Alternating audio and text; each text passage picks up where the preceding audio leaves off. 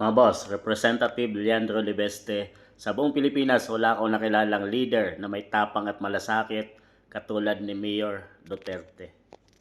Ito ay anak ni Senator Loren Legarda, mga boss. Talagang lumalaban din ngayon sa katiwalian ng flood control project, mga boss. Talagang siniwalat niya at sinabi niyang marami ngayon ay mga na 2026 ay siningit na naman nila yung mga kanilang budget insertion, mga boss. Talagang matapang tong batang to. First timer to, mga boss.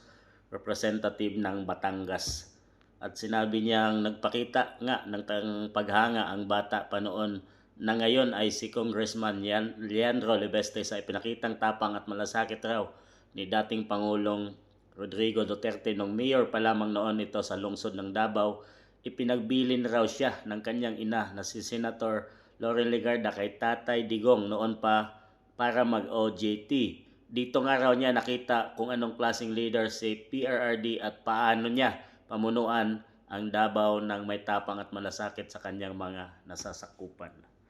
Tama yan, mga boss, talagang nilinis at pinaganda ni Tatay Digong nung siya ay mayor pa ng Davao, dahil ang Davao isa din sa pugad ng mga NPAs, mga boss, no? Talagang nilinis na yan at pinaganda. Ngayon ay pinasukan na ng mga investor dahil sa tiwala nila sa Davao City, mga boss. At nung siya ay naging presidente din ng Pilipinas, talaga naman binuhis niya ang buong buhay niya para lang sa mamamayang Pilipino at sa ating bansang Pilipinas, mga boss. Sinugal niya at kanyang buhay para labanan ang katiwalian at saka yung mga pinagbabawal na gamot sa ating bansa. Nilabanan niya yan, mga boss.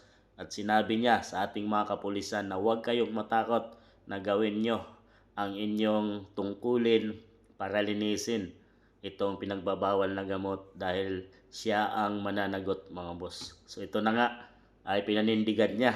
Talagang isang taong may malasakit at may salita itong si FPRRD, mga boss. Dahil ngayon ay siya nga ay nagbabayad at pinagdusahan ang lahat ng kanyang ginawa, hindi para sa kanyang sarili, kundi ginawa niya yon para sa kapakanan ng mamayang Pilipino sa ating bansang Pilipinas. So itong batang ito ay isa sa nagpapatunay na mayroong tapang at malasakit.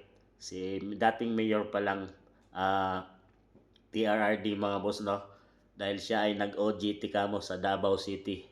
At talagang ngayon ay isa na siyang congressman, ay nandyan pa rin yung kanyang paghanga sa taong ito, mga boss. Talagang salute to FPRRD, mga boss, dahil siya ay nagdusa ngayon at pinadala sa ICC dahig hindi para sa kanyang sarili, kundi ginawa niya ang kanyang tungkulin na protektahan ang bayan at ang mamamayang Pilipino. No, sa tingin niyo, mga boss, hanga din ba kayo sa taong ito?